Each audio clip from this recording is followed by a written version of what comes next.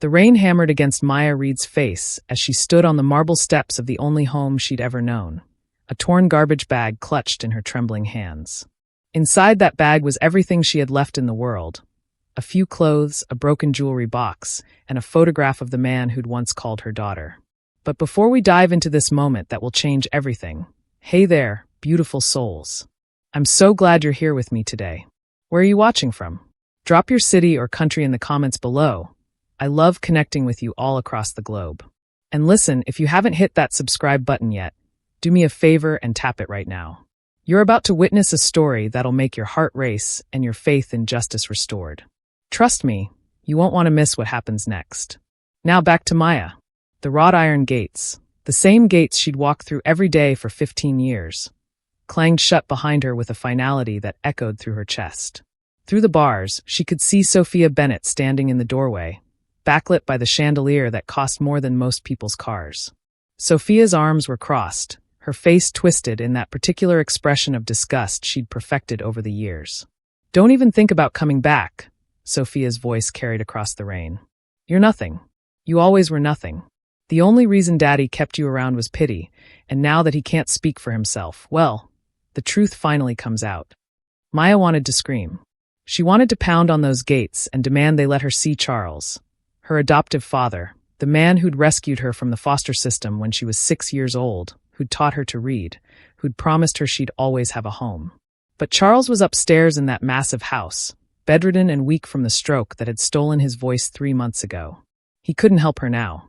He couldn't stop his wife Vivian and his biological daughter Sophia from twisting every word, from turning the household staff against her, from finally making good on their years-long wish to erase Maya Reed from their lives.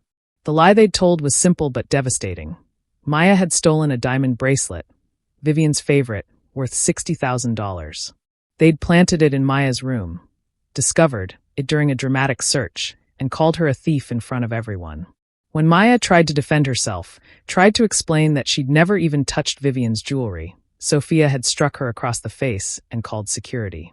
And just like that, on the night of her college graduation, the graduation none of them had bothered to attend, Maya became homeless. She turned away from the gates, her graduation gown still underneath her raincoat, because she hadn't had time to change before they'd thrown her out. The Montgomery University tassel hung from her bag, a cruel reminder that she'd worked herself to exhaustion for 4 years, believing education would secure her future. What a joke. Her phone buzzed in her pocket. Through the cracked screen, courtesy of Sophia throwing it at her last week, she saw Liam's name flash across the display. Liam. Her throat tightened. Sweet, gentle Liam Harrison, who worked at the university bookstore, who'd brought her coffee during late-night study sessions, who'd held her when she cried about Sophia's cruelty, who'd told her just last week that he loved her and wanted to build a future together. Liam, who was probably the only person in the world who actually cared whether she lived or died. But she couldn't answer. Not now. Not when she was standing in the rain with nowhere to go, nothing to her name, and shame burning through her veins like acid. What would she even say? "Hi, remember how I told you I came for money? Turns out I was just the charity case, and now I'm homeless. Still want to date me?" Maya let the call go to voicemail and started walking. She didn't know where she was going. The Bennett mansion sat in Riverside Estates, where every house cost millions and security cameras tracked every movement. She definitely couldn't stay here. Her best friend from college, Tessa, was studying abroad in Italy. Her other friends, the ones she'd made at Montgomery, were all from wealthy families who'd probably heard about the theft by now. Vivian Bennett had a way of spreading poison that made it look like perfume. The rain soaked through her coat. Her shoes, designer heels that Sophia had given her last Christmas with the tags still on them, probably stolen from someone else, were not made for walking miles in a storm. But Maya kept moving because stopping meant thinking, and thinking meant breaking down completely. She made it 6 blocks before her phone rang again. Liam. Persistent as always. This time she answered. Maya? Thank God. Where are you? I went by your house and... Liam's voice cracked with worry that made something inside her chest crack open too. Don't come here, she said, her voice barely steady. Please, Liam. I need some time. Time? Maya, what happened? I heard. Someone said there was a scene at your house that I'm a thief? The word tasted like ash. Yeah, that's the official story. Silence stretched between them, filled only by the sound of rain and Maya's ragged breathing. "I don't believe that for a second," Liam said finally, his voice fierce with certainty. "Tell me where you are. Right now." "I can't. Maya. I said I can't." She didn't mean to yell, but everything inside her was breaking apart. "You don't understand. They took everything. My home, my reputation, my family." Her voice shattered on the last word. "I have nothing, Liam. Nothing. And I can't drag you into this mess. You deserve better than." "Stop." His command was gentle but absolute. "Just stop. Send me your location. I'm coming to get you." "Liam." "I'm not asking, Maya. Send it. Now." Something in his tone made her fingers move before her brain could protest. She sent the pin drop and stood shivering under a bus stop shelter, watching headlights blur through the rain. What she didn't know, what she couldn't possibly know, was that the call she'd just ended had set something massive into motion. Because Liam wasn't checking his modest Toyota to come get her. He was making a very different phone call, one that started with, "Dad, I need the jet. And yes, I need you on it too." It's time Maya knew the truth. And somewhere in the Bennett mansion, Vivian and Sophia were celebrating their victory with champagne, completely unaware that they'd just made the biggest mistake of their lives. What do you think happens next? Have you ever felt thrown away by people you thought loved you? Drop your story in the comments. I read every single one. And if you're loving this already, hit that subscribe button because this story is about to get wild. 20 minutes felt like 20 hours. Maya sat hunched on the metal bench inside the bus shelter, watching her breath fog in the cold air. The rain had slowed to a drizzle, but the damage was done. Her hair hung in wet ropes down her back, and her graduation gown clung to her legs like a second skin. She'd stopped shivering about 10 minutes ago, which she knew from her pre-med studies wasn't a good sign. Her body was shutting down, conserving heat, preparing for survival mode. Just like it had learned to do 15 years ago in the foster system. Maya closed her eyes and let herself remember, really remember, what life had been like before Charles Bennett. Before the mansion and the private schools and the pretense of belonging. She'd been 6 years old, bouncing between homes where she was just another mouth to feed, another problem to manage. She remembered being hungry most of the time. Remembered sleeping in rooms with 4 other kids. All of them learning early that love was a limited resource and trust was a luxury they couldn't afford. She'd taught herself to read using stolen library books because knowledge felt like the only thing that couldn't be taken away from her. And then Charles had come to the foster agency looking to adopt. He'd walked past all the younger, cuter children and stopped in front of Maya, who'd been sitting in the corner reading a medical encyclopedia she'd found in the donation bin. "What are you reading?" he'd asked, crouching down to her level. "About hearts," she'd answered without looking up. "Did you know your heart beats about 100,000 times every day? That's 35 million times a year. That's a lot of chances to keep going." Charles had smiled, that warm, genuine smile that would later become her anchor. "That's very wise. Do you know what I think? I think anyone who can find hope in a heartbeat is someone special." He'd chosen her that day. Brought her home to his mansion where his wife Vivian had smiled with her mouth, but not her eyes, where 10-year-old Sophia had immediately looked at Maya like she was dirt tracked in on expensive carpet. But Charles had made it clear. Maya was his daughter now. She was family. For a while, Maya had actually believed it. Charles had been different back then, stronger, healthier, present. He'd protected her from Vivian's cold dismissiveness and Sophia's casual cruelty. He'd shown up to every school play, every parent-teacher conference, every moment that mattered. When Maya had told him at age 12 that she wanted to be a doctor, he'd enrolled her in the best prep school in the state. "You're going to do incredible things, Maya," he'd told her. "You have a gift. You see people's pain and you want to heal it. That's rare. That's precious." But then, 3 years ago, things started changing. Charles began spending more time at work, more time traveling. Vivian and Sophia seized the opening like predators sensing weakness. The little digs became constant criticism. The occasional coldness became outright hostility. And Charles, stressed and distracted by whatever was consuming him at work, didn't notice. Or maybe he noticed but couldn't admit he'd brought Maya into a house where she'd never truly be wanted. The stroke 3 months ago had been the final severing. Charles had collapsed during a board meeting. And by the time Maya got to the hospital, Vivian had already made herself his medical proxy. Suddenly, Maya couldn't visit without permission. Couldn't speak to his doctors. couldn't do anything but watch helplessly as the woman who'd never loved her took complete control of the man who had. And Sophia? Sophia had transformed from spoiled princess to something darker. She'd always resented Maya. Resented that Charles showed her affection. Resented that Maya actually worked hard while Sophia coasted on her father's name.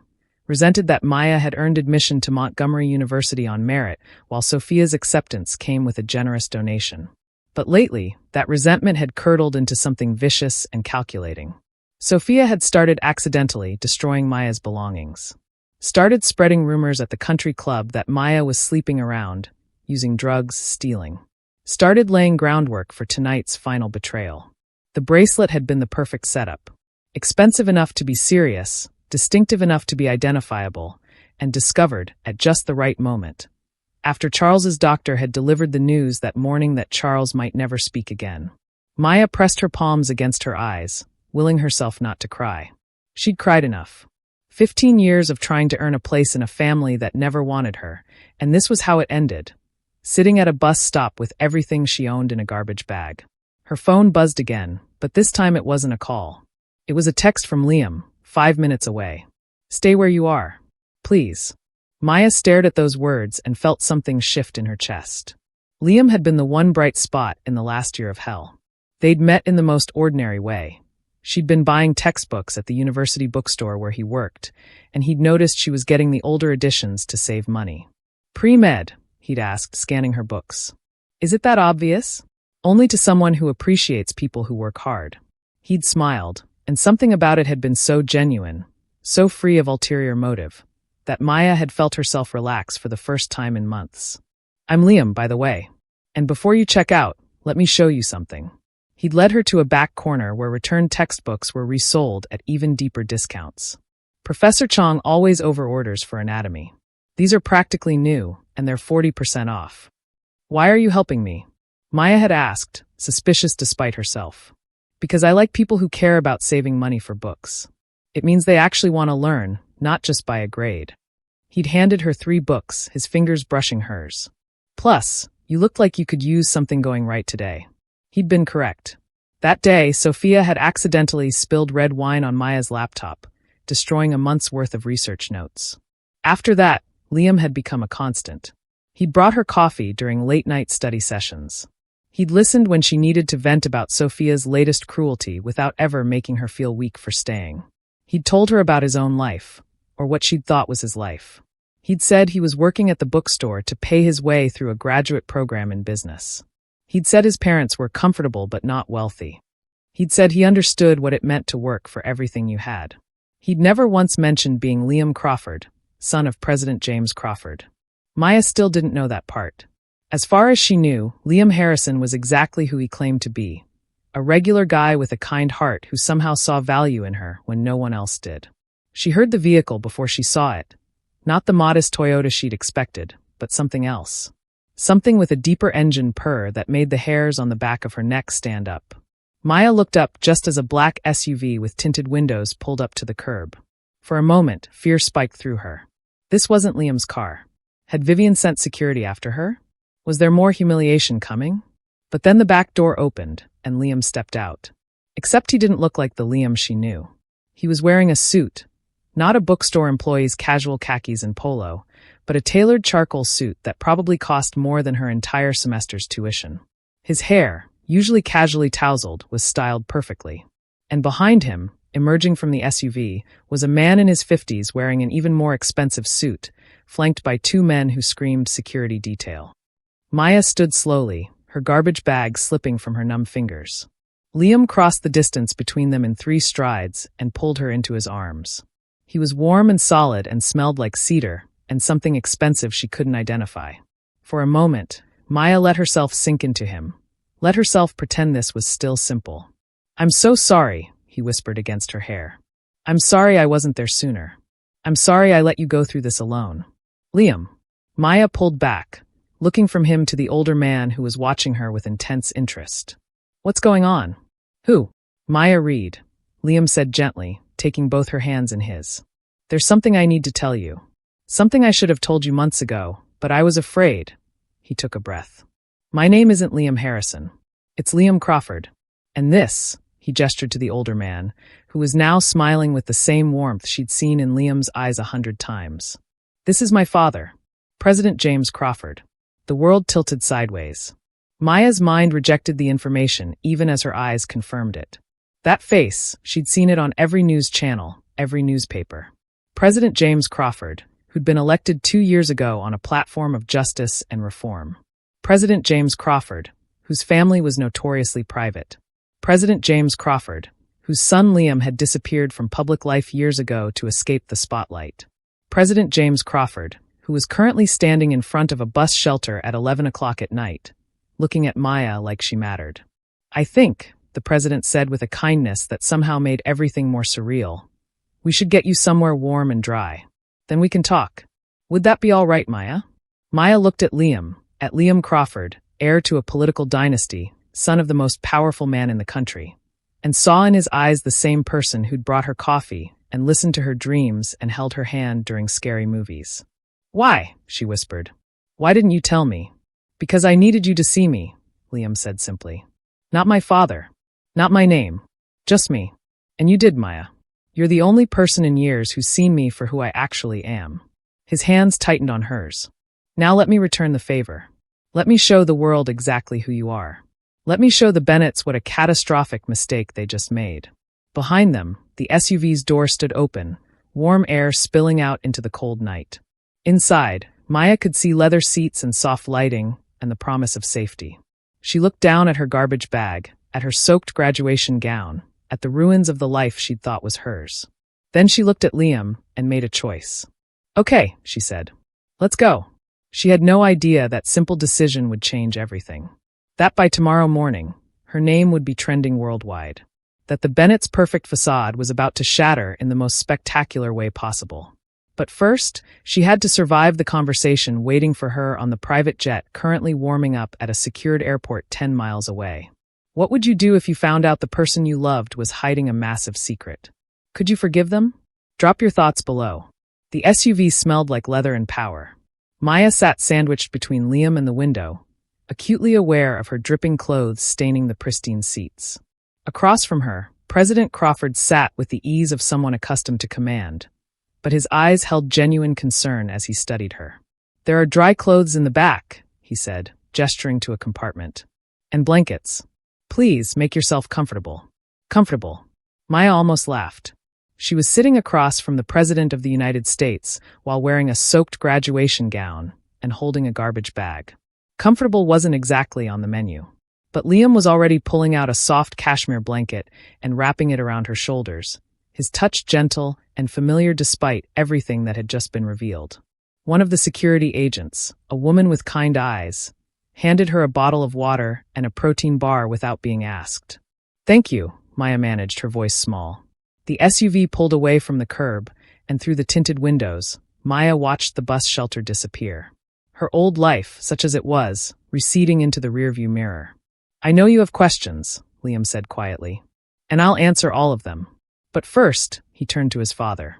Tell her what you told me on the phone. President Crawford leaned forward, elbows on his knees, and Maya was struck by how much he and Liam looked alike. The same strong jawline, the same intelligent eyes, the same way of looking at you like you mattered. Maya, my son called me 40 minutes ago and told me what happened to you tonight. He also told me about your situation, about Charles Bennett's stroke, about how his wife and daughter have been treating you. The president's expression hardened. What I'm about to tell you stays between us for now, but you deserve to know the truth. Charles Bennett has been under federal investigation for the past 3 years. Maya's head snapped up. What? Financial crimes. Fraud, embezzlement, tax evasion. We're talking about hundreds of millions of dollars laundered through shell companies. President Crawford pulled out a tablet and handed it to her. On the screen were documents, bank statements, emails. Charles built his fortune on other people's suffering. He's been stealing from pension funds, charities, investors. He's destroyed lives, Maya. The tablet trembled in Maya's hands as she scrolled through the evidence. Bennett Industries. Bennett Foundation. Bennett Global Investments. All of them fronts for an elaborate scheme that had been running for over a decade. No, Maya whispered. Charles wouldn't. He helped people. He donated millions to charity. She stopped, memory flooding back. Charles's long hours at work. His stress. His increasing distance from the family. He saved me. Did he? Liam asked gently. Or did he need a perfect charity case to polish his public image? Think about it, Maya. He adopted you right after that exposé in business weakly questioned his philanthropic motives. Suddenly, Charles Bennett wasn't just a rich businessman. He was a humanitarian who rescued orphans. Maya felt sick. The protein bar sat untouched in her lap as her mind reeled. Had everything been a lie? Had Charles ever really loved her? Or had she just been a prop in his elaborate performance of goodness? The stroke, President Crawford continued, happened the day our investigators informed him we had enough evidence to indict. We believe it was genuine. The stress of knowing his empire was about to collapse literally broke him. But here's what you need to understand. Vivian and Sophia know about the investigation. They've known for months. That's why they accelerated their timeline, Liam added. That's why they threw you out tonight. The indictment is coming down in 72 hours, Maya. Everything the Bennetts have will be seized. Their assets, their reputation, their freedom, all of it gone. And they needed you gone before that happened. Maya's mind struggled to process this. Why? What do I have to do with? Charles's will, President Crawford said. We obtained a copy through the investigation. He changed it 8 months ago, right before his health started declining. He left everything, and I mean everything that isn't seized by the government, to you. Not Vivian. Not Sophia. You. The tablet slipped from Maya's fingers. Liam caught it before it hit the floor. That's impossible, Maya breathed. He never said anything. He tried to tell you, Liam said. 3 weeks ago, remember? He asked you to come to the hospital, but Vivian said he was sleeping. 2 weeks before that, he sent his lawyer to the house, but Sophia turned him away and told you Charles had decided not to update any legal documents. They've been blocking him from reaching you since they found out about the will. Maya remembered those incidents. Remembered feeling frustrated that she couldn't see Charles, that Vivian kept making excuses. She'd thought it was just cruelty. She hadn't realized it was strategic. But why me? Maya asked. If he knew he was under investigation, if he knew everything was falling apart. Because despite everything else Charles Bennett did wrong, I think he genuinely loved you, President Crawford said. My investigators have interviewed everyone who knew him. They all say the same thing. You changed him. Made him want to be better. He couldn't undo the crimes he'd committed, but he could try to give you a future. That's why he worked so hard to pay for your education from legitimate sources, kept your college fund separate from his businesses. That money is clean, Maya. It can't be touched.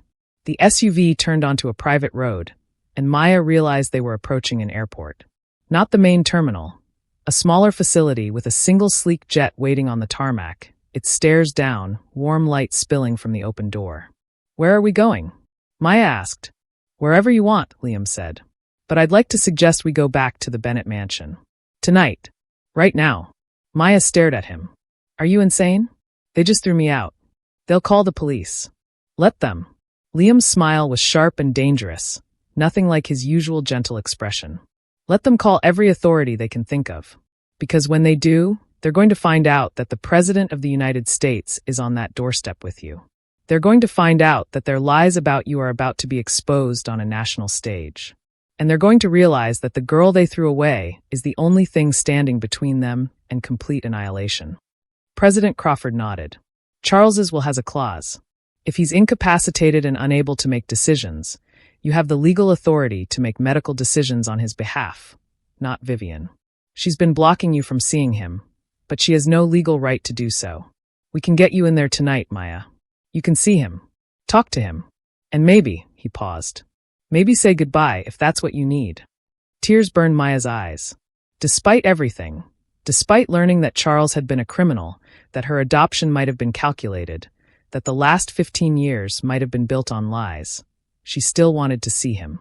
Still wanted to look him in the eye and ask him why. Still wanted to know if any of it had been real. And Vivian and Sophia? Maya asked. What happens to them? That depends on you, Liam said. He took her hand, and this time she didn't pull away. We can expose them for what they did, kicking you out, falsely accusing you of theft, preventing you from seeing Charles. We can make sure everyone knows how they treated you. Or, he squeezed her fingers, we can be merciful. Give them a chance to make this right before the hammer falls on all of them. Maya looked down at their joined hands. 24 hours ago, She'd thought Liam was a bookstore employee with a kind smile. Now he was offering her something she'd never had before: power. The power to choose. The power to define her own story instead of being written into someone else's. The SUV stopped beside the jet, and through the window, Maya could see staff waiting at attention. This was real. This was happening. In the next few hours, she would go from homeless to standing on the doorstep of the Bennett mansion with the President of the United States beside her. The question was, what kind of person did she want to be when she got there? "There's one more thing," President Crawford said, pulling an envelope from his jacket. "This arrived at my office this morning. It's from Charles, written before his stroke. He had his lawyer send it with instructions that it only be delivered if something happened to him." He handed it to Maya. "I haven't read it. Whatever's in there is between you and him." Maya's hands shook as she took the envelope.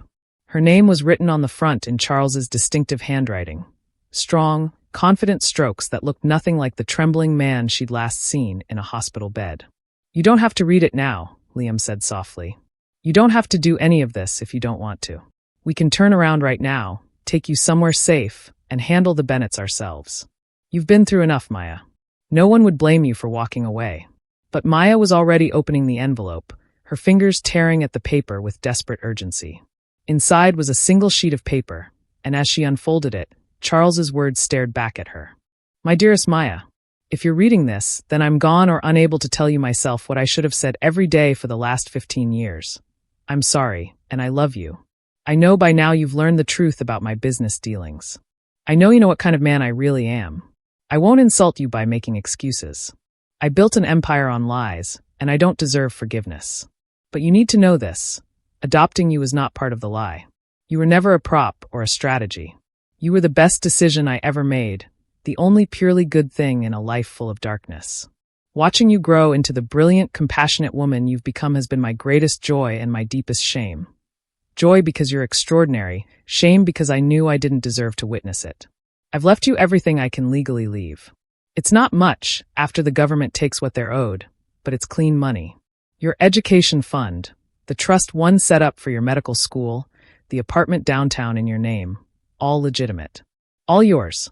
I know Vivian and Sophia will try to hurt you. I've tried to protect you from them for years, but I know they'll see an opportunity when I'm gone. Please, Maya, don't let them win. Don't let them convince you that you're not worthy of love or success or happiness. You are all of those things and more. I failed you in many ways, but I want you to know, being your father, even if I didn't deserve the title, was the honor of my life. Go be the doctor you're meant to be. Save lives. Be everything I wasn't. With love, Dad." Maya's vision blurred as tears spilled down her cheeks. Liam's arm came around her shoulders, and she let herself lean into him, let herself break apart in the safety of his embrace. "He did love me," she whispered. "He was a terrible person who did terrible things, but he loved me." "Yes," Liam agreed quietly. "People are complicated like that." President Crawford cleared his throat gently. "Maya, I need to ask you something important, and I need you to think carefully before answering. In 72 hours, when that indictment comes down, the media is going to descend on this story like vultures. Charles Bennett's crimes will be front-page news. And so will you, the daughter he chose, the girl who was thrown out on the street. You're about to become very famous, whether you want to be or not." Maya lifted her head, wiping at her tears. "What are you asking?" "I'm asking if you're ready for that. I'm asking if you want to control your own narrative or let others write it for you." The president's expression was serious but not unkind. "Liam wants to help you, wants to stand beside you when the story breaks. But that means revealing his identity too, revealing your relationship. It means thrust into a spotlight that never turns off.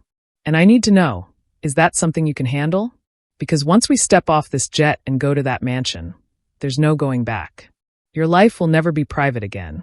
Maya looked at Liam, really looked at him. Saw the hope and fear warring in his eyes. Saw the man who'd loved her when she was nobody, who was offering to stand with her when she became somebody. Then she looked at the letter in her hands, at Charles's final words to her. "Don't let them win. Don't let them convince you that you're not worthy." Maya Reed had spent 15 years trying to earn a place in a family that never wanted her. She'd spent her whole life believing she needed to be grateful just for being allowed to exist in privileged spaces. But maybe it was time to stop asking for permission. Maybe it was time to take up space like she had every right to be there. Because she did. Charles, for all his faults, had seen something worthy in her. Liam had seen it too. Maybe it was time she saw it in herself. "Let's go," Maya said, her voice steady despite the tears on her cheeks. "Let's go to the mansion. Let's show them exactly what they threw away." Liam's smile was brilliant with pride and love. "That's my girl." As they boarded the jet, Maya caught her reflection in the polished interior. A bedraggled girl in a soaked graduation gown, holding a garbage bag and a letter from a criminal who loved her. By morning, the world would know her name. By morning, the Bennetts would understand the magnitude of their mistake. But tonight, Maya Reed was going to reclaim everything that had been taken from her. And she was going to do it with the President of the United States watching her back. Have you ever gotten the chance to face the people who hurt you? How did it feel? Tell me in the comment section. The private jet's interior was unlike anything Maya had ever seen, even after years of living in the Bennett mansion. This wasn't just luxury, this was power made tangible. Cream leather seats, polished wood paneling, and a level of quiet that only money could buy. A flight attendant appeared the moment they were seated, offering champagne. Maya declined, still clutching Charles's letter like a lifeline. President Crawford excused himself to make phone calls in the rear cabin, leaving Maya and Liam alone in the main seating area. "You should change," Liam said gently, gesturing to the small bedroom visible through a doorway. "There's a shower, clean clothes. We have about 40 minutes before we land." Maya looked down at her ruined graduation gown. 40 minutes ago, she'd been standing in the rain with nothing. Now she was on a private jet, about to shower in the sky while the President of the United States made calls in the next room. The absurdity of it almost made her laugh. "Liam," she stopped, not sure what she wanted to say. There were too many questions, too many emotions tangled together. "Why didn't you tell me? All those months, you let me think you were just a regular guy?" He smiled sadly. "Because that's what I wanted to be. What I needed to be." He leaned forward, elbows on his knees. "Do you know what it's like, Maya, to never be sure if people like you or like what you represent? I've had friends who turned out to be using me for access. I've dated women who were more interested in the title than the person. When I met you," his voice caught, "you were kind to the bookstore employee. You didn't care that I couldn't afford to buy you expensive gifts. You fell in love with me, not my last name. Do you have any idea how rare that is?" Maya felt her anger softening, but she wasn't ready to let it go completely. "You still lied to me." "I did. And I'm sorry." Liam reached for her hand, and after a moment's hesitation, she let him take it. "I was going to tell you. I had it planned for tonight, actually, after your graduation. I was going to take you to dinner and explain everything. But then I got your voicemail and," his jaw tightened.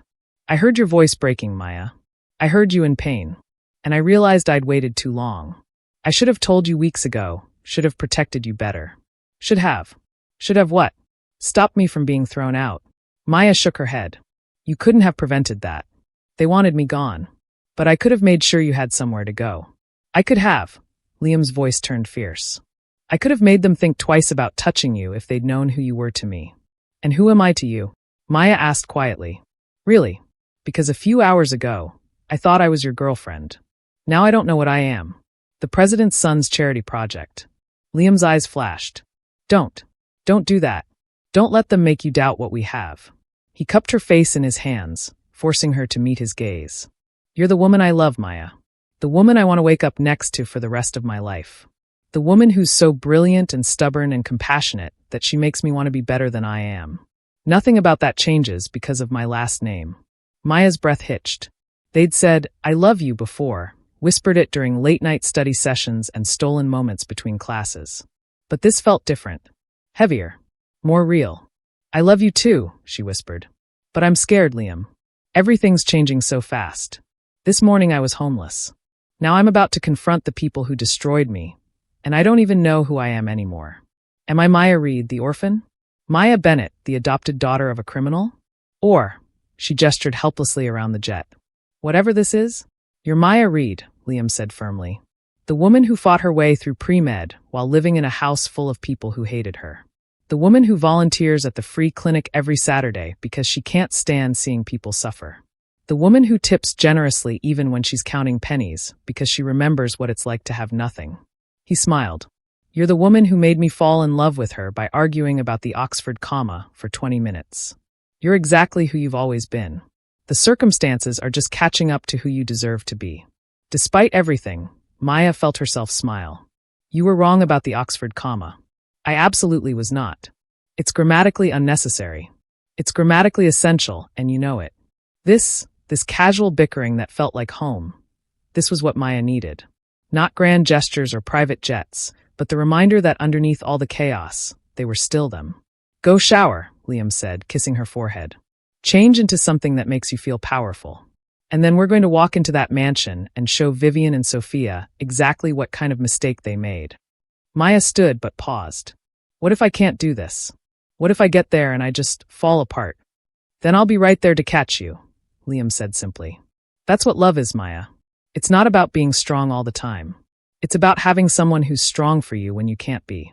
Maya nodded and headed to the bedroom, Charles's letter still clutched in her hand. The shower was hot and perfect, washing away the rain and the garbage bag smell and some of the bone-deep exhaustion. Maya stood under the water and let herself cry, really cry, for the first time since being thrown out. She cried for Charles, the complicated man who'd saved her and lied to her and loved her. She cried for the 15 years she'd spent trying to belong somewhere she never would. She cried for the girl she'd been that morning, who'd walked across a graduation stage believing her life was finally coming together. And then, when the tears were spent, she dried off and looked at the clothes laid out on the bed. Someone, probably Liam, had chosen well. Black pants that fit perfectly, a silk blouse in deep emerald that brought out the gold flecks in her brown eyes, and a tailored blazer that somehow made her look both professional and dangerous. There were even shoes, simple black heels that were elegant without being ostentatious. Maya dressed slowly, watching herself transform in the mirror. The bedraggled girl in the soaked graduation gown disappeared. In her place stood someone who looked like she belonged on a private jet. Someone who looked like she had every right to demand answers. Someone who looked like she could break Vivian Bennett's composure without saying a word. Maya applied the minimal makeup she found in the bathroom, just enough to hide the evidence of crying, and pulled her damp hair back into a sleek ponytail. Then she picked up Charles's letter, folded it carefully, and tucked it into the blazer's inner pocket, right over her heart. When she emerged from the bedroom, both Liam and President Crawford looked up, and she saw something flash across both their faces. Approval. Pride. Recognition. Well, the president said with a slight smile. The Bennetts are in for quite a shock. We're landing in 5 minutes, Liam added. He'd changed, too, into a fresh suit that somehow made him look more presidential than his actual president father. The SUVs are waiting. We'll have a security detail, but they'll stay back unless needed. This is your show, Maya. You lead, we follow. Maya's stomach twisted with nerves, but she nodded. What do I say when we get there? What do I? You don't have to plan it, President Crawford interrupted gently. Some of the best moments in leadership come from authentic reaction, not rehearsed speeches. Go there. Face them. Let your truth speak for itself. He paused. But if you want my advice, don't let them see you're hurt. People like Vivian and Sophia, they feed on pain. Show them steel instead. The jet began its descent, and Maya gripped the armrest, watching the city lights grow closer. Somewhere down there, the Bennett mansion sat dark and quiet, Vivian and Sophia probably celebrating their victory over champagne and self-satisfaction. They had no idea what was coming. Maya, Liam said suddenly. Before we land, there's something else you should know. About Sophia. Maya turned to him, catching something dark in his expression. What about her? She approached me 3 weeks ago. At the campus coffee shop. Liam's jaw tightened. She didn't know who I really was. Just saw me as your boyfriend. She offered me money to break up with you. Said she could make it worth my while to walk away. The betrayal shouldn't have surprised Maya. Sophia had proven time and again that there was no low she wouldn't sink to. But it still stung. What did you say? I told her that some people can't be bought, Liam said. And that you were worth more than all her family's money combined. She laughed at me. Said I'd regret choosing the charity case over someone who could actually offer me something. She's going to recognize you when we arrive, Maya realized. She's going to know you're not who she thought you were. Yes. Liam's smile was sharp. And I'm very much looking forward to that moment. The jet touched down smoothly, and within minutes they were disembarking into a humid night that smelled like rain and possibility. 3 black SUVs waited on the tarmac, along with a security detail that moved with military precision. President Crawford pulled Maya aside before they got into the vehicles. Last chance to change your mind. We can still turn around, handle this differently. You don't owe the Bennetts a confrontation. Maya thought about that. About Charles's letter in her pocket. About the garbage bag that held everything she'd been allowed to keep. About the girl she'd been 6 hours ago, standing in the rain with nowhere to go. About the woman she wanted to be on the other side of tonight. I need to do this, she said. Not for revenge. Not to hurt them. But because I need to look them in the eye and tell them they don't get to define me anymore. They don't get to make me small. Then let's go remind them who they're dealing with, the president said. The drive to the Bennett mansion took 15 minutes.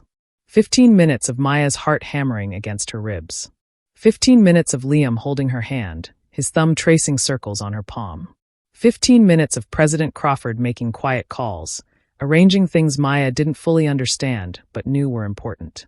And then the SUVs were pulling up to those wrought iron gates, the same gates that had clanged shut behind her earlier. And this time, they swung open immediately. Because when the President of the United States wants access to something, doors open. The mansion was still lit up like a beacon, and as they pulled into the circular driveway, Maya saw movement in the windows. Someone had noticed their arrival. Ready? Liam asked. Maya took a deep breath and opened the SUV door herself before anyone could do it for her. She stepped out onto the cobblestone driveway in her borrowed clothes and her borrowed confidence, and looked up at the house that had never been her home. The front door opened, and Vivian Bennett stood silhouetted in the doorway, her face twisted in confusion and anger. Behind her, Sophia appeared, and even from a distance, Maya could see the moment recognition hit. Sophia's face went white as she stared at Liam stepping out of the SUV behind Maya. And then President Crawford emerged, flanked by Secret Service agents, and Vivian actually stumbled backward. "Hello, Vivian," Maya said, her voice carrying across the driveway with a steadiness she didn't feel. "I believe we have some things to discuss, such as why you've been preventing me from seeing my father." She pulled out her phone. Liam had replaced her broken one during the flight, and held up a document. "According to Charles's will and medical directive, I'm his legal proxy in cases of incapacity, which means you've been violating the law by blocking my access to him." Vivian's mouth opened and closed like a fish. You can't, this is my house. I'll call the police." "Please do," President Crawford said pleasantly.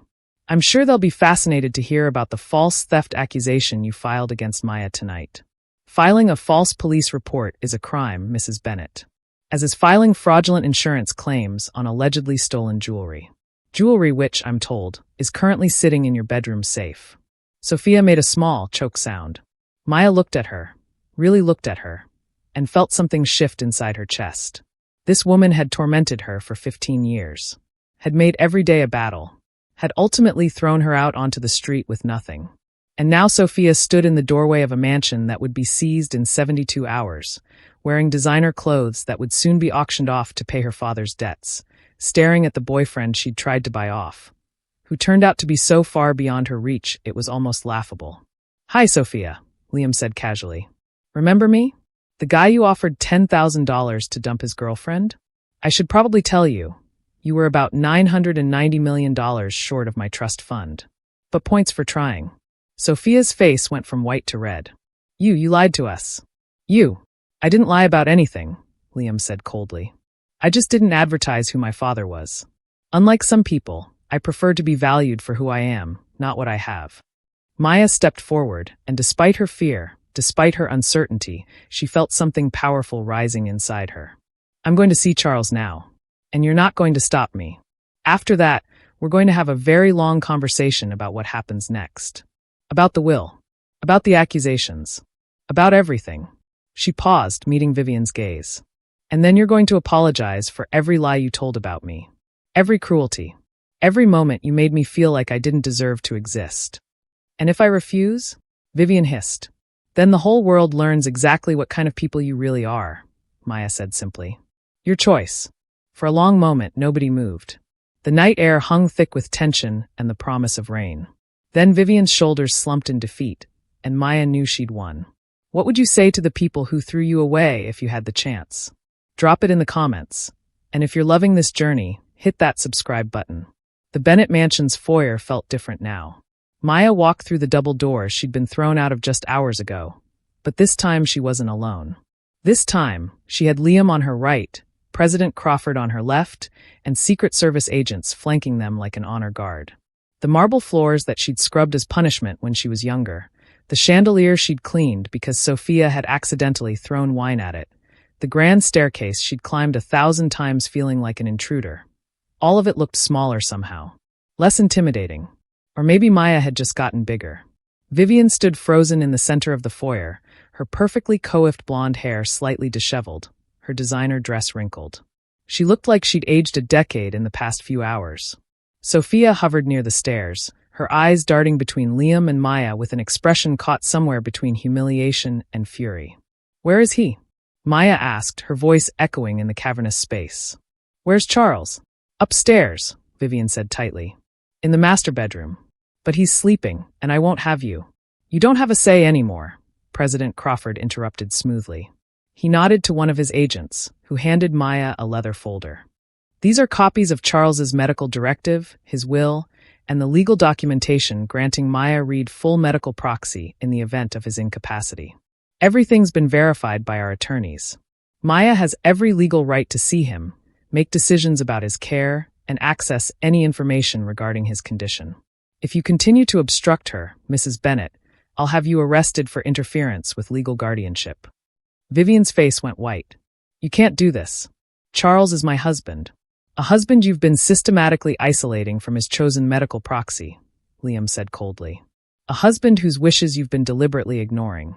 Tell me, Mrs. Bennett, when was the last time Maya was allowed to see him? 2 weeks ago? 3? Vivian's silence was answer enough. Maya moved toward the stairs, and Vivian actually stepped aside. It was a small victory, but it felt monumental. Every step Maya took up that staircase was reclaiming something. Not just access to Charles, but her own sense of belonging. Her own right to take up space in this house. The master bedroom door was closed. Maya paused outside it, her hand on the knob, and felt her courage waver. Behind this door was the man who'd saved her and complicated her and loved her in his own flawed way. The man whose letter was burning a hole in her pocket. The man who might never be able to tell her the truth himself. "Do you want me to come with you?" Liam asked softly. Maya shook her head. "I need to do this alone." She opened the door. The room was dimly lit by a single bedside lamp, and the medical equipment surrounding the bed beeped softly in the quiet. Charles Bennett lay propped up on pillows, his once strong frame diminished by illness and stress. His eyes were closed, his breathing shallow but steady. And 4 drip ran into his arm, and monitors tracked his vital signs with mechanical precision. Maya approached slowly, her feet silent on the plush carpet. She pulled a chair close to the bed and sat down, studying the man who'd been her father for 15 years. "Hi, Dad," she whispered. "It's me. It's Maya." Charles's eyes flickered open. For a moment, there was confusion, then recognition, then something that looked like relief and pain mixed together. His mouth moved, trying to form words, but only a weak sound emerged. The stroke had stolen his ability to speak, but his eyes were desperate to communicate. Maya took his hand, feeling how frail it had become. "I know about everything. About the investigation, about the crimes, about the will. I know Vivian and Sophia threw me out tonight. And I know," her voice cracked, "I know you tried to protect me. I got your letter." Tears leaked from the corners of Charles's eyes. His hand squeezed hers with what little strength he had left. "I need to ask you something," Maya continued, pulling the letter from her pocket. "And I need you to be honest with me as much as you can. Did you adopt me because you loved me? Or was I just part of your image rehabilitation?" Charles's face contorted with emotion. His free hand moved shakily toward the bedside table, and Maya realized he was pointing at something. She followed his gesture and saw a leather journal she'd never noticed before. She picked it up, and Charles nodded emphatically, tapping the book with trembling fingers. Maya opened it. The journal was filled with Charles's handwriting, pages and pages dating back 15 years. She flipped to the first entry and began reading. "Today I met a 6-year-old girl who told me about heartbeats and hope. I went to that foster agency planning to adopt for publicity, to improve my image after the Business Weekly article. I went there planning to choose the cutest child, the one who would photograph well, the one who would make me look good. But then I saw Maya in the corner, reading a medical encyclopedia like it held the secrets of the universe. And when she looked up at me with those serious brown eyes and told me about how many times a heart beats in a lifetime, something in my own heart broke and reformed. I adopted her anyway. I told myself it was still about image. But the truth is, I adopted her because for the first time in my adult life, I met someone who looked at the world and saw possibility instead of profit. Someone who wanted to heal instead of hurt. I don't deserve her. But God help me. I'm going to try to be worthy of her anyway. Maya's vision blurred as she flipped through the pages. Entry after entry chronicled her life. Her first day at the new school, her first day in biology, the time she'd cried over a wounded bird and insisted they take it to a vet, her acceptance to Montgomery University. Charles had documented everything. And between the lines, Maya could see the evolution of a man trying to become better because a child believed he already was. But there were darker entries too. Entries about the investigation closing in. About Vivian discovering his crimes and threatening divorce unless he cut Maya out of the will. About Sophia's increasing hatred and his inability to protect Maya from it while keeping his empire from collapsing. "I've failed her in every way that matters," one entry read, dated 2 weeks before his stroke. "I brought her into a house where she'd never be safe. I built a fortune on other people's suffering while teaching her to care about people's pain. I'm a hypocrite and a criminal, and she deserves better than me. But I can give her one thing, freedom from this mess. My will has changed. Everything legitimate goes to her. Vivian and Sophia will get nothing, and they deserve nothing. Maya will be free to become who she's meant to be, unburdened by my sins. I just hope she'll forgive me for not being strong enough to tell her the truth while I still could." Maya closed the journal and looked at Charles, who was watching her with desperate intensity. "You loved me," she said, "and it wasn't a question anymore. It started as strategy, but it became real. And you tried to make up for your crimes by giving me a future." Charles nodded, tears streaming down his face. "But there's something you're not telling me," Maya continued, intuition prickling at the back of her mind. "Something about why Vivian and Sophia hate me so much. It's not just about the will, is it? There's something else." Charles's expression changed, became almost afraid. His hand tightened on hers, and he looked toward the door as if checking that no one was listening. Then, with tremendous effort, he reached for the bedside table again. This time, he pulled open a drawer and removed a small key. He pressed it into Maya's palm and then pointed to the closet. Maya stood, clutching the key. "What am I looking for?" Charles made a gesture, 2 hands together, then opening like a book. "A safe." He was pointing her to a safe. Maya crossed to the large walk-in closet and began searching. Behind a rack of Vivian's designer coats, she found it, a small wall safe. She inserted the key, and the safe clicked open. Inside was a manila envelope. Just one. Maya pulled it out and returned to Charles's bedside, opening it carefully. The first thing she saw was a photograph, a woman with dark hair and warm brown eyes, holding a newborn baby. The woman looked young, maybe early 20s, and she was smiling at the camera with such joy it was almost painful to see. Maya's hands began to shake because she recognized that woman's eyes. She saw them every time she looked in a mirror. "Who is this?" she whispered. Charles's tears came faster. His mouth formed a word over and over until Maya could finally read his lips. "Mother." The world tilted. Maya rifled through the rest of the envelope with trembling hands. Birth certificate, baby girl Anderson, born June 15th, medical records. Adoption papers. And at the bottom, a legal document dated 18 years ago. It was a non-disclosure agreement between Charles Bennett and someone named Sarah Anderson. The agreement stipulated that Sarah would surrender her parental rights to her daughter in exchange for $1 million and a promise that the child would be raised in a good home. There was a handwritten note at the bottom in different ink. "Charles, I'm dying. Cancer. I have 6 months at most. Please take care of our daughter. Please love her the way I would have. She deserves better than foster care. She deserves better than what I can give her now. Tell her I loved her. Tell her she was wanted. S." Maya's world exploded into fragments. "You're not just my adoptive father," she said slowly, the words feeling like they were being torn from her chest. "You're my biological father. Sarah Anderson, my birth mother, she was dying, and she gave me to you. And you put me in foster care for 4 years before adopting me publicly." Charles nodded miserably. "Why?" Maya demanded, her voice rising. "Why would you put your own daughter in foster care? Why would you abandon her for 4 years? Charles pointed to another document in the envelope, a photograph of him with Vivian and a younger Sophia. The photo was dated the year Maya was born. On the back, someone had written, "Family vacation in Aspen." Understanding crashed over Maya like a wave. "You were already married to Vivian when I was born." Sarah was, her throat closed. "You had an affair. I'm the proof of it." Charles's face crumpled with shame. "You put me in foster care because you couldn't bring me home without explaining where I came from," Maya continued, the pieces falling into terrible place. "You waited until Sarah died, until there was no one left to tell the truth. And then you adopted me publicly, spinning it as charity when really it was guilt.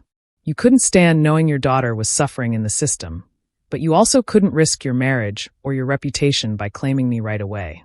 Charles made a desperate gesture, pointing to the letter Maya had tucked back in her pocket. "You do love me," Maya said, her voice breaking. "I believe that now. But you loved your image more. You loved your comfortable life more. For 4 years, you let your own child think she was unwanted because it was easier than facing the truth." The door burst open behind her. Maya spun around to find Vivian standing there, her face twisted with rage. Sophia was right behind her, and both of them must have been listening at the door. "So you finally know," Vivian hissed. "You finally know what you really are. Not the sweet orphan Charles rescued, the bastard child of his mistress.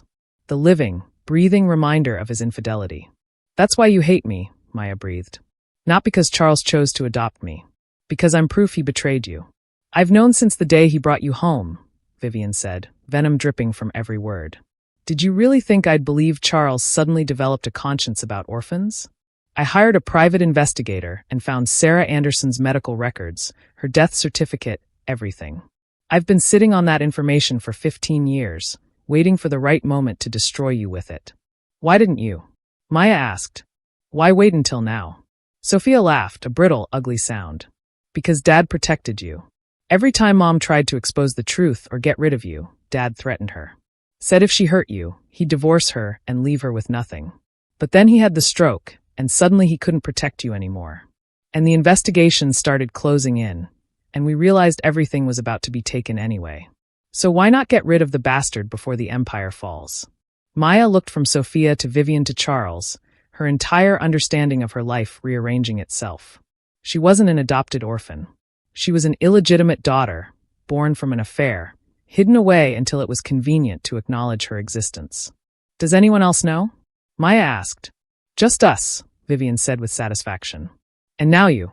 But once that indictment comes down and the media starts digging into Charles's life, how long do you think it'll be before they find out?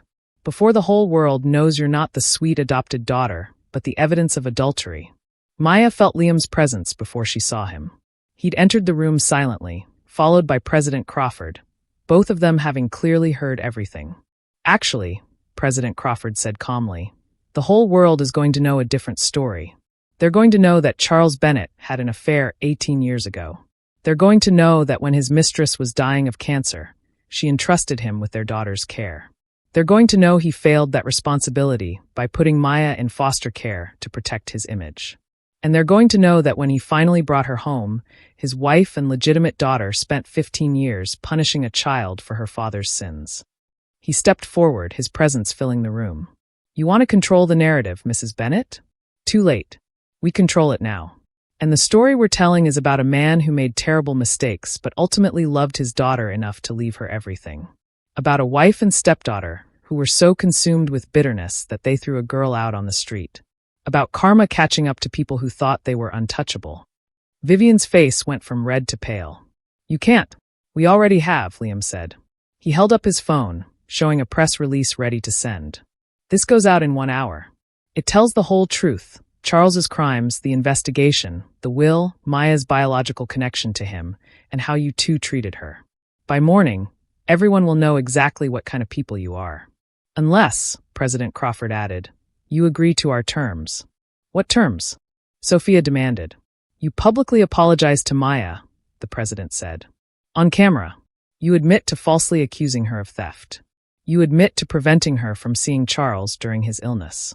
You take full responsibility for your actions. And then you leave quietly when the indictment comes down. No media tours, no tell-all interviews, no attempts to rehabilitate your image by making Maya the villain. And if we refuse?" Vivian asked. "Then we release everything," Maya said, finding her voice again. She stepped forward, and despite the shock still reverberating through her, she felt something settle into place.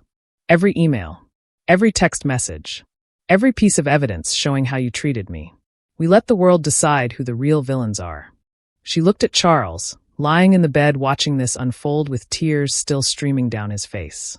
I'm angry at you, she told him. I'm furious that you abandoned me for 4 years because it was convenient. I'm hurt that you couldn't be brave enough to claim me from the beginning. But I also understand now why you tried so hard to make it up to me. Why you protected me as much as you could. She turned back to Vivian and Sophia. You too? You had a choice every single day to be kind. To treat a child with basic human decency. And you chose cruelty instead. That's not Charles's fault.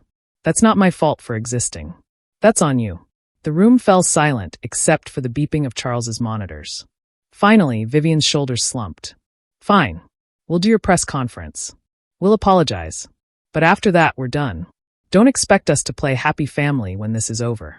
I don't want a family with you, Maya said quietly. I never did. I just wanted you to stop hurting me. She looked at Liam, who crossed the room immediately and pulled her into his arms. Maya let herself lean against him, let herself take strength from his solid presence. I'm sorry, Liam whispered against her hair. I'm so sorry you had to find out this way. I'm not, Maya said, surprising herself. I spent my whole life wondering why I wasn't enough. Why no one wanted me.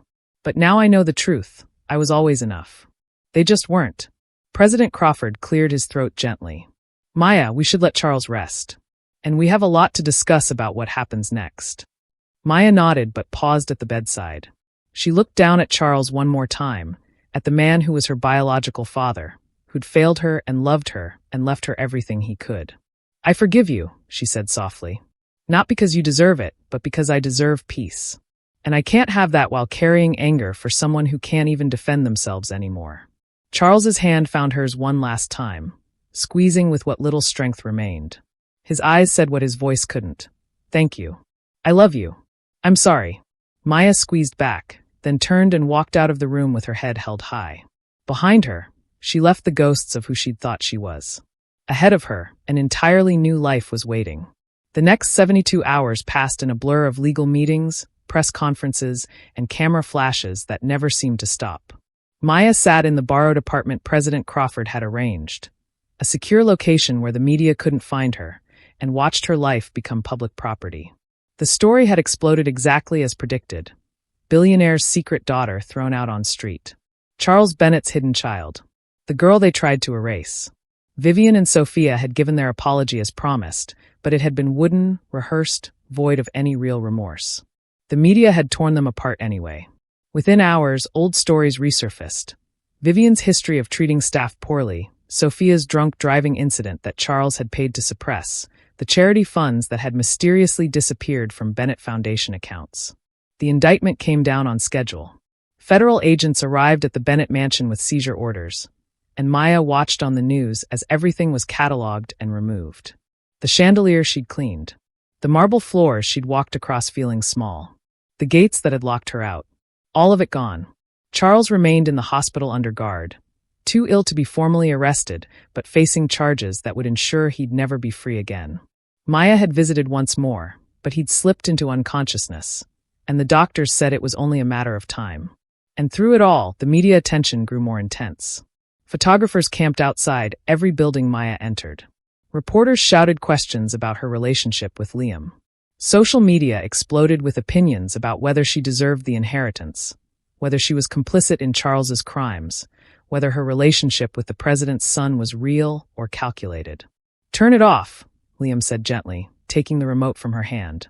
The TV went dark, silencing another panel of strangers debating Maya's life. You don't need to watch that. They think I'm using you, Maya said flatly. She was curled up on the couch in clothes she'd been wearing for 2 days, her hair unwashed, her eyes red from crying and lack of sleep. They think I'm a gold digger who traded one rich family for another. Who cares what they think? I do. Maya's voice cracked. Because they're right, aren't they? What am I without money? Without connections? I'm nobody. I've always been nobody. An orphan, a bastard, a charity case, take your pick. The only reason people care about me now is because of who my father was and who my boyfriend is. Liam knelt in front of her, taking her hands. That's not true. Isn't it? Maya pulled away, standing and pacing the small apartment. Be honest, Liam. If you hadn't been the president's son, would you have been able to help me that night?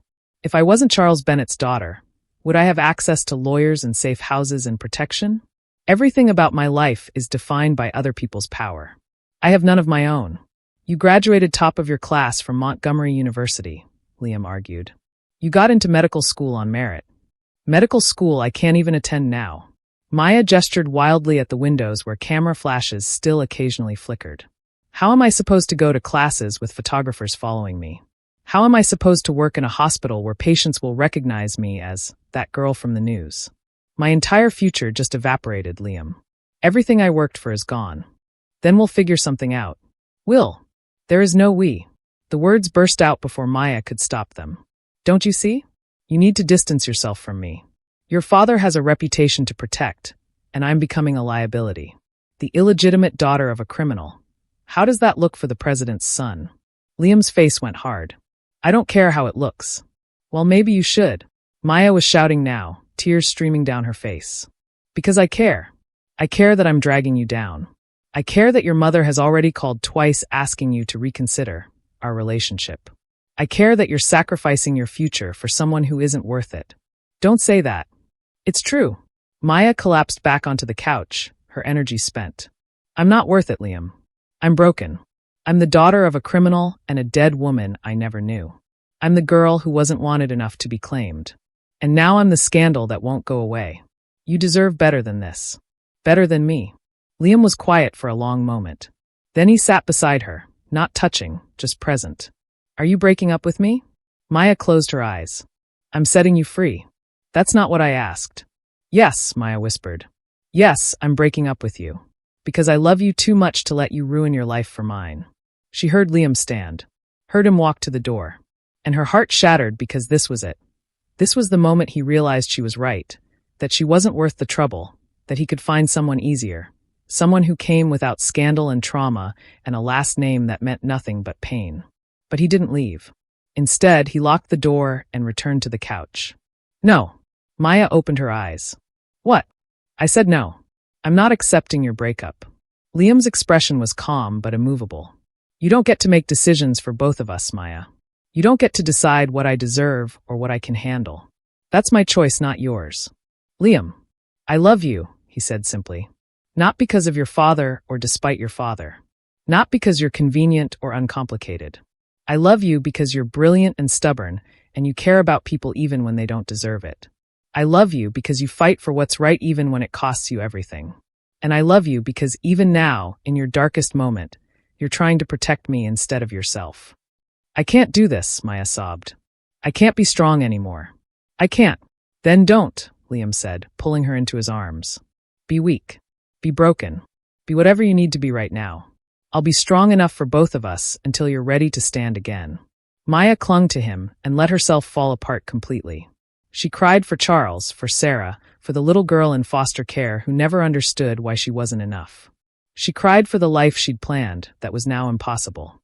She cried for everything she'd lost, and everything she'd learned, and everything she still had to face. And Liam held her through all of it, his presence the only solid thing in a world that had turned to quicksand. Outside, the cameras kept flashing.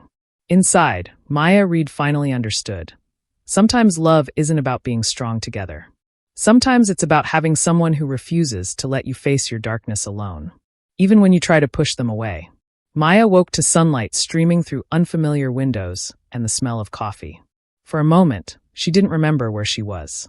Then it all came crashing back. The mansion, the revelations, the media circus, her breakdown. She sat up slowly, finding herself covered with a blanket she didn't remember pulling over herself. Her eyes felt swollen from crying, and her body ached like she'd run a marathon. Liam was in the kitchen, making breakfast. He looked up when she emerged, and his smile was gentle. How are you feeling? Like I got hit by a truck, Maya admitted. How long did I sleep? 14 hours. He poured her coffee, adding cream exactly the way she liked it. Your body needed it. When's the last time you actually rested? Maya couldn't remember. The past week had been a blur of adrenaline and anxiety. She accepted the coffee gratefully and sat at the small dining table. I'm sorry about yesterday. About trying to break up with you. Don't apologize for being human, Liam said, setting a plate of eggs and toast in front of her. But I meant what I said. You don't get to decide for me. Maya nodded, taking a bite. They ate in comfortable silence for a while, and slowly, Maya felt something shifting inside her. The despair that had consumed her yesterday was still there, but it felt less suffocating. Like maybe she could breathe around it. I got a call this morning, Liam said finally. From Dr. Patricia Chun at Montgomery Medical School. She wants to meet with you. Maya's stomach dropped. To tell me my acceptance is revoked? Actually, to tell you the opposite. Liam pulled out his phone and showed her an email. She saw the news coverage. And she wants you to know that your place in the program is secure. They're offering accommodations, private entrances, flexible scheduling, whatever you need to make it work. Maya stared at the email, reading it twice to make sure she understood. Why would they do that? Because you earned your spot, Liam said. And because Dr. Chun says, and I quote, anyone who can survive what Maya Reed has survived and still want to dedicate her life to healing others is exactly the kind of doctor we need in this world. Tears pricked Maya's eyes, but this time they weren't from despair. I can still be a doctor? You can still be whatever you want to be, Liam said. The media circus will die down eventually. Scandals always do. But your intelligence, your work ethic, your compassion, those don't go away. Those are yours, Maya. Nobody can take them from you. Maya's phone buzzed. She picked it up hesitantly. Most of her calls lately had been from reporters or unknown numbers. But this one was from the hospital where Charles was being held. Her hand shook as she answered. Hello, Ms. Reed? This is Dr. Morrison. I wanted to inform you that your father's condition has deteriorated. He's awake and asking for you. If you want to see him, you should come soon. The call ended, and Maya sat frozen, the phone still pressed to her ear. What is it? Liam asked. Charles is dying, Maya whispered. He wants to see me. The hospital room was quieter than before. The machines turned down to whisper soft beeps. Charles looked impossibly small in the bed, his skin gray, his breathing labored. But his eyes were open and clear, focused on Maya as she entered. Hi, Dad, Maya said softly, pulling a chair close. Liam waited outside, giving them privacy. Charles's hand found hers, his grip weak but insistent. His mouth moved, and this time a single word emerged, hoarse and broken but unmistakable. Sorry. I know, Maya said. I know you are. Charles tried to speak again, but the effort cost him. Maya squeezed his hand. Don't. Just listen, okay? I need to say something. She took a breath, gathering her thoughts. I spent 15 years trying to earn your love. Trying to be good enough, smart enough, worthy enough. And I was so angry when I found out the truth. That you'd abandoned me for 4 years. That I was a secret you were ashamed of. But then I realized something. She leaned closer. You gave me something nobody else ever did. You saw a kid in foster care reading about hearts, and you saw potential. You saw someone worth investing in. Maybe your motives weren't pure at first. Maybe guilt drove a lot of your decisions. But somewhere along the way, it became real. You became my dad, and I became your daughter, not your secret or your charity case, but your daughter. Tears leaked from Charles's eyes. And the letter you left me, Maya continued, her voice strengthening. The journal, the will, you gave me the tools to survive this. You gave me an education, connections, a foundation to build from. You weren't a perfect father, but you were my father. And that matters. Charles's lips moved again, forming words she couldn't quite hear. She leaned in closer. Proud of you, he whispered. So proud. Maya felt something break open in her chest, not shattering, but blooming. I'm going to be okay, she told him. I'm going to medical school. I'm going to help people. I'm going to take everything you gave me and build something good from it. Something that matters. You'll see. But even as she said it, she knew Charles wouldn't see. His breathing was slowing, becoming more shallow. The monitors were changing their rhythm. I forgive you, Maya said, tears streaming freely now. For all of it. I forgive you, and I love you, and thank you for choosing me. Even when it was hard. Even when it cost you. Thank you for being my dad. Charles squeezed her hand one last time. His eyes held hers, and in them Maya saw peace. Then his grip relaxed. The monitors flatlined. And Charles Bennett, criminal, father, flawed human being, was gone. Maya sat with him for a long time, holding his cooling hand, letting herself grieve not for who he could have been, but for who he actually was. Imperfect. Complicated. Human. When she finally emerged from the room, Liam was waiting. He didn't ask questions, just pulled her close. "I'm ready," Maya said into his shoulder. "Ready for what?" "To stop running. To stop hiding. To face whatever comes next." She pulled back, meeting his eyes. "I'm Charles Bennett's daughter. I'm the girl who was thrown away. But I'm also Maya Reed, pre-med graduate, future doctor, survivor. And I'm done letting other people write my story." Liam smiled. "There's my girl. Take me back to the apartment," Maya said. "I need to prepare. Because tomorrow, we're holding a press conference. And this time, I'm controlling the narrative. Have you ever had a moment where you decided to stop being the victim and start being the hero of your own story? Tell us when in the comments. The press conference was scheduled for 10 o'clock the next morning at the Presidential Hotel's Grand Ballroom. Maya had exactly 16 hours to prepare for the moment that would define the rest of her life. She spent the first hour in the shower, letting hot water wash away the hospital's smell and the weight of grief. Charles was gone, and with him went the last tether to the family that never wanted her. She was truly alone now, except she wasn't. Liam was in the next room making calls. President Crawford had sent over a media coach and a legal team. Dr. Chun had emailed again with words of encouragement. Maya was alone, but she wasn't abandoned. There was a difference. By midnight, she'd written and rewritten her statement 7 times. The media coach, a sharp woman named Catherine who'd worked with 3 presidents, sat across from her, reading the latest draft. "It's too apologetic," Catherine said. "You're not the one who did anything wrong. Stop asking for understanding. Demand respect." "I can't demand anything," Maya protested. "I'm nobody." "Stop," Catherine interrupted firmly. "That's the narrative Vivian and Sophia tried to create. That you're nobody, that you don't matter, that you should be grateful for scraps. But look at the facts. You graduated top of your class. You got into one of the best medical schools in the country on merit alone. You survived 15 years in a hostile environment and still chose a profession dedicated to helping others. You are not nobody, Maya Reed. You are somebody who's been told she's nobody for so long she started to believe it." Maya stared at her. "Tomorrow," Catherine continued, "you're not explaining yourself to those reporters. You're not asking for their approval. You're telling them who you are, what you've survived, and where you're going. And if they don't like it, that's their problem, not yours." Something clicked into place. Maya picked up her pen and started writing again. This time, the words came easier. The ballroom was packed. Cameras lined the back wall, reporters filled every seat, and the low murmur of conversation buzzed like electricity through the air. Maya stood backstage, wearing a navy suit Catherine had helped her choose. Professional, confident, powerful. "You've got this," Liam said, adjusting her collar. "Just remember, you're not asking permission to exist. You're announcing your arrival." President Crawford appeared beside them. "The media's been brutal these past few days, Maya. They're expecting you to crumble or cry or apologize. Don't give them what they expect. Show them who you really are." Maya nodded, her heart hammering but her mind clear. "What if I mess up?" "Then you'll recover," the president said simply. "That's what strong people do. They stumble, they get back up, they keep going. You've already proven you can do that. This is just a bigger stage." The event coordinator gave them the 2-minute warning. Liam kissed Maya's forehead. "I love you. Go show them." Maya walked onto the stage alone. The camera flashes were blinding, the noise deafening.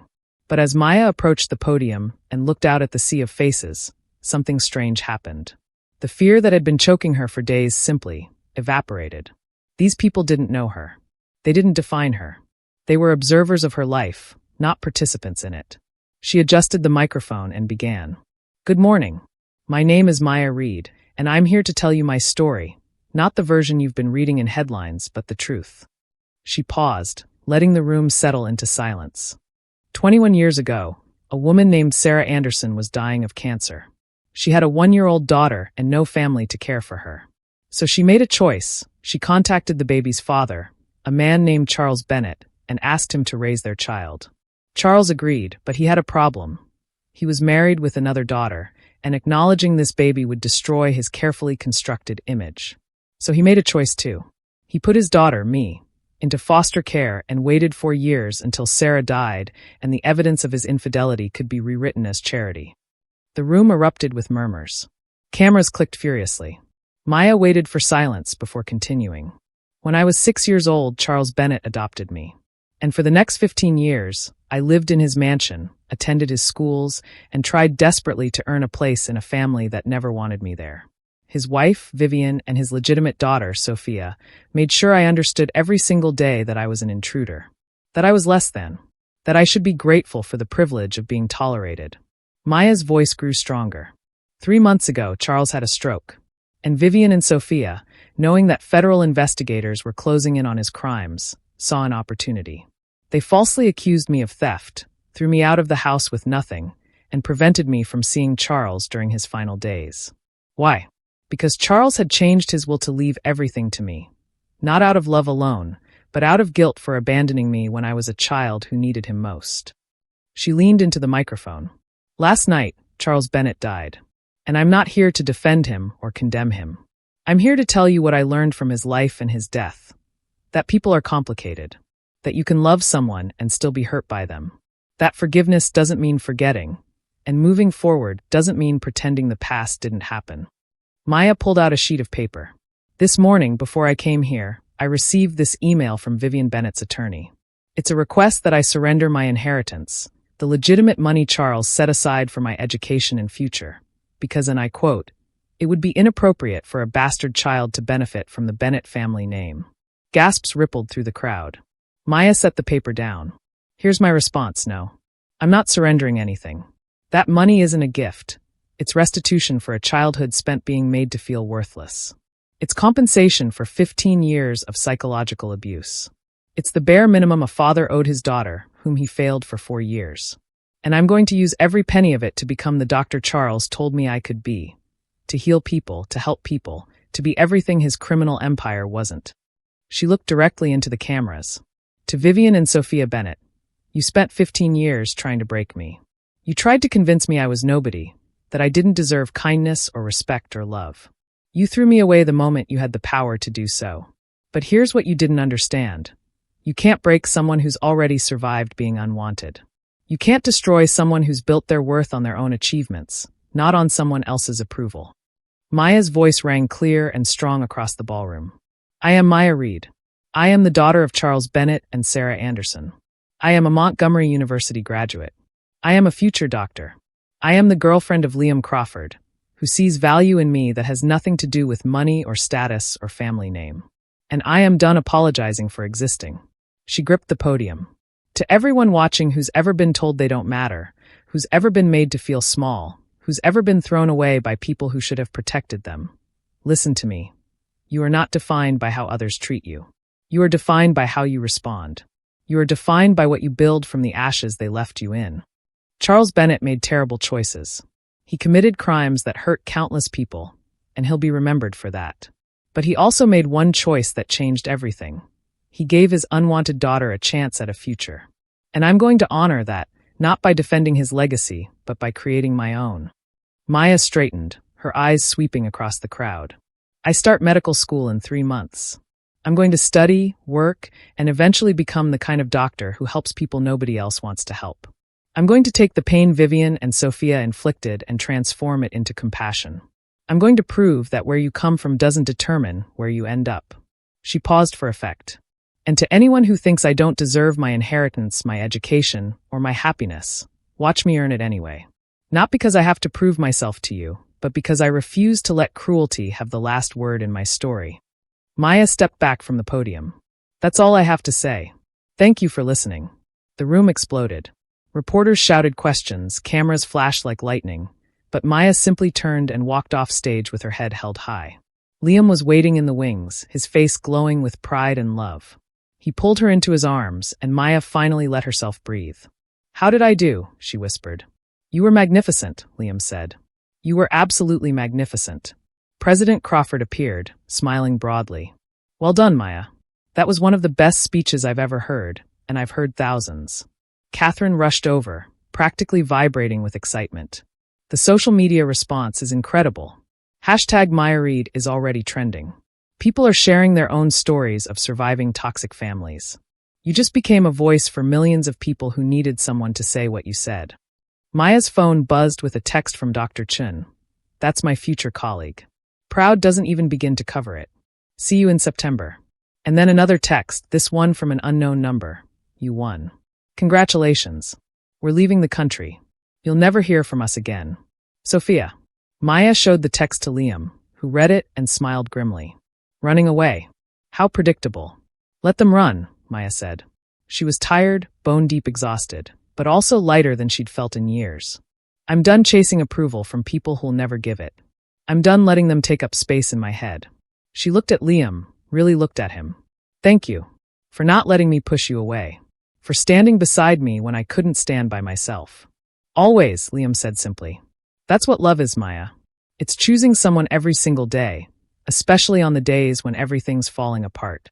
As they left the hotel through a side entrance to avoid the media frenzy, Maya caught her reflection in a glass door. She looked different somehow, not just older or more polished, but more herself. More solid, more real. The girl who'd been thrown away had found herself.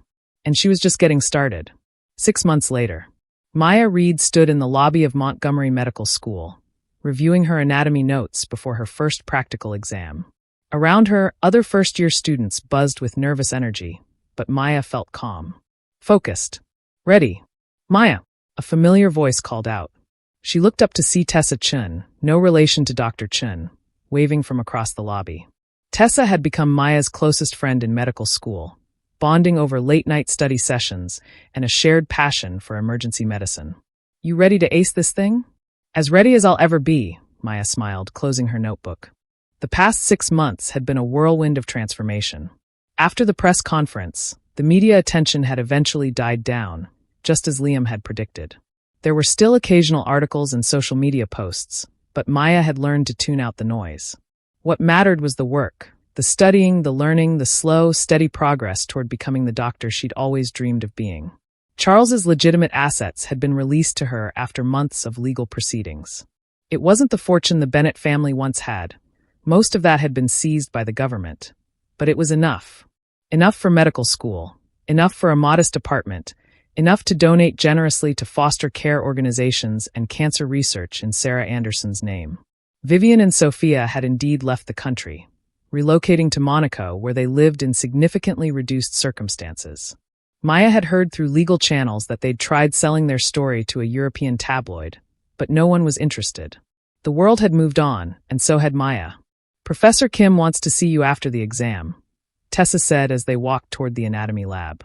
Did you do something wrong? You're like the perfect student. Maya laughed. I have no idea what it's about. Guess I'll find out. The practical exam was challenging but fair. Maya moved through each station with confidence, identifying structures, explaining functions, demonstrating procedures.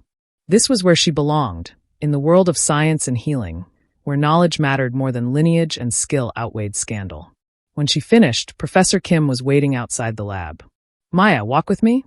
They strolled through the medical school campus, and Maya waited for the professor to speak first. I wanted to tell you personally before the official announcement, Professor Kim began. You've been selected for the Competitive Emergency Medicine Research Program. It's highly prestigious. Only 2 first-year students are chosen each year. The selection committee was unanimous. Maya stopped walking, stunned. I don't know what to say. Say yes, Professor Kim smiled. You earned this, Maya. Your academic performance has been exceptional.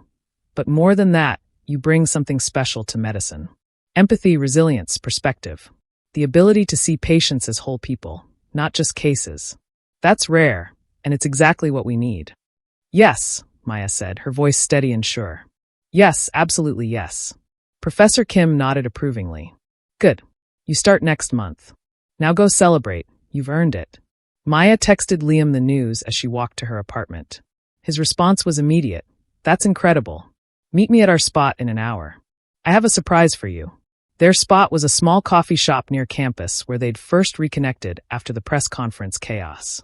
It had become their refuge, a place where Liam wasn't the president's son and Maya wasn't the girl from the headlines. They were just 2 people in love, stealing moments between his political science graduate program and her medical studies. When Maya arrived, Liam was waiting at their usual corner table. But he wasn't alone. President Crawford sat across from him, and beside the president was an elegant woman in her 60s with kind eyes and salt and pepper hair pulled back in a neat bun. Maya, Liam stood, his smile nervous and excited. There's someone I want you to meet. This is my mother, First Lady Elizabeth Crawford. Maya's heart jumped. She'd seen the First Lady in photos and news coverage, but they'd never met in person. Liam had been protecting her, giving Maya time to find her footing before introducing her to his mother. "It's an honor to meet you, ma'am," Maya said, extending her hand. Elizabeth Crawford ignored the hand and pulled Maya into a warm hug instead. "None of that formal nonsense. Call me Elizabeth. And I've been waiting months to meet the woman who captured my son's heart." They sat, and a server brought coffee and pastries. Maya noticed her hands were shaking slightly as she lifted her cup. "Liam tells me you just received wonderful news about the research program," Elizabeth said. "Congratulations. Emergency medicine is challenging, but I suspect you're more than up for it." "Thank you," Maya said. "I'm excited and terrified in equal measure." Elizabeth laughed. "That's how you know it's the right choice. Comfort is overrated." She leaned forward slightly. "Maya, I want to apologize for not reaching out sooner. When the news broke about you and Liam, I had concerns. Not about you personally, but about the timing, the media scrutiny, the pressure it would place on both of you. I was trying to protect my son, but in doing so, I made you feel unwelcome. That was wrong of me." "I understand," Maya said carefully. "You were being a mother. A mother who should have trusted her son's judgment," Elizabeth corrected gently. "Liam has told me about you, about your strength, your compassion, your determination to build something meaningful from a difficult past. And watching you at that press conference 6 months ago." She shook her head admiringly. "I've been in politics for 30 years, and I've rarely seen anyone handle pressure with such grace and conviction. You didn't just defend yourself, Maya. You gave voice to countless people who needed to hear that they weren't alone." Maya felt tears prickling at her eyes. "That means a lot coming from you. I hope you'll forgive me for my initial coldness," Elizabeth continued. "And I hope you'll consider having dinner with us, as a family. Not for the press, not for appearances, but because you're important to Liam. Which makes you important to us." Maya looked at Liam, who was watching her with barely contained hope. Then at President Crawford, who nodded encouragingly.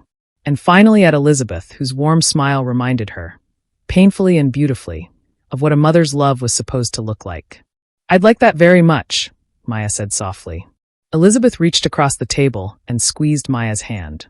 "Good. Because there's something else we need to discuss." She pulled out a folder and slid it across to Maya. Inside were legal documents, letters, photographs. "After your press conference, we started receiving letters," Elizabeth explained. "Thousands of them, from people sharing their own stories of overcoming rejection and abuse. But some letters were different. They were from people who knew your mother, Sarah Anderson." Maya's breath caught. "What?" Sarah had friends, Maya. Colleagues from the hospital where she worked as a nurse. Former neighbors. A college roommate. Elizabeth pointed to the photographs. "They've been sending stories, pictures, memories. We've compiled them for you, so you could know her, even though she's gone." Maya picked up the first photograph with trembling hands. It showed a young woman in nursing scrubs, laughing at the camera with those familiar brown eyes, Maya's eyes. On the back, someone had written, "Sarah at County Hospital, 2003. She was the kindest person I ever knew." There were more photos. Sarah holding baby Maya. Sarah at her nursing school graduation. Sarah with friends, always smiling, always radiant with the kind of joy that couldn't be faked. And there were letters. "Sarah talked about you constantly. She loved you more than anything in the world. Giving you to Charles broke her heart, but she believed she was giving you a better life than she could provide while dying. She made him promise to love you, to protect you, to make sure you knew you were wanted. I'm so sorry he failed that promise for so long, but I'm glad you survived to become the remarkable woman your mother always believed you'd be." Maya read through every letter, every memory, every piece of her mother she'd never known. And slowly, a picture emerged, not of a perfect woman, but of a kind, hard-working nurse who'd loved deeply, lived fully, and made an impossible choice out of pure love. "Thank you," Maya whispered to Elizabeth. I can't even thank you. You deserve to know her," Elizabeth said simply. "And she deserves to be remembered as more than a footnote in Charles Bennett's scandal. She was a person who mattered, who loved you, who wanted the best for you." Liam reached over and took Maya's hand. "There's one more thing. We found Sarah's college roommate, Patricia Martinez. She lives in California, and she wants to meet you. She says she has more stories, more photos, and something Sarah left with her before she died. Something she was supposed to give you when you turned 18, but she didn't know how to find you." Maya looked up, tears streaming freely now. What is it? A letter, President Crawford said gently. From your mother to you. Patricia's been holding on to it for 21 years, waiting for the chance to deliver it. The room spun. Maya had thought she'd found closure, had thought she'd made peace with never knowing her mother. But now there was a letter. Words from Sarah to her daughter. A final message across time and death. When can I meet her? Maya asked. She's coming to visit next month, Liam said. I already checked your exam schedule. You're free the second weekend. We can fly out to meet her, or she can come here. Whatever you prefer. Maya nodded, overwhelmed with gratitude and love and the strange, beautiful feeling of a family forming around her. Not through blood or obligation, but through choice and care. That evening, Maya and Liam sat on the roof of her apartment building, watching the sun set over the city. Maya leaned against him, the folder of Sarah's memories resting in her lap. I keep thinking about what Charles wrote in his journal, Maya said quietly. About how I looked at the world and saw possibility instead of profit. I think I got that from Sarah. From her choice to be a nurse, to help people even when she was dying herself. You got strength from both of them, Liam said. The complicated parts too. But you took all of it and made yourself into something better. Maya turned to look at him. I couldn't have done it without you. Without your family. Without people who chose to see me when I couldn't see myself. That's what love is, Liam said, echoing words he'd spoken months ago. Choosing someone. Every day. Especially on the hard days. He pulled something from his pocket, a small velvet box. Maya's heart stopped. I'm not proposing, Liam said quickly, seeing her expression. Not yet. We're too young, you're just starting medical school, we have time. But I want you to have this. He opened the box to reveal a delicate silver necklace with a small heart pendant. It's a promise. That I'll be here. That I'll choose you every single day. That when you're ready, when we're both ready, I'm going to ask you properly. But for now, I just want you to know, you're not alone anymore, Maya Reed. You never will be again. Maya let him fasten the necklace around her neck, the heart pendant settling right over her own heartbeat. I love you, she whispered. I love you too, Liam said. Now and always. They sat together as the sun disappeared and stars emerged, one by one, lighting up the darkness.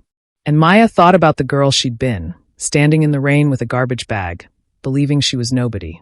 She thought about Charles and Sarah, about Vivian and Sophia, about all the people who'd hurt her and helped her and shaped her into who she was. And she realized she wasn't that broken girl anymore. She was Maya Reed, medical student, survivor, daughter, girlfriend, future doctor. She was someone who'd been thrown away and had picked herself up. Someone who'd been told she didn't matter and had proven otherwise.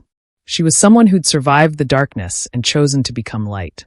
And her story, the real story, the one she was writing herself, was just beginning. The end. Thank you for coming on this journey with Maya. If her story touched you, if you've ever felt thrown away and found your way back to yourself, drop a comment below. Share your victory. Let's celebrate the truth that where we come from doesn't determine where we're going. And don't forget to subscribe, because everyone deserves to hear stories about people who refuse to stay broken. See you in the next one.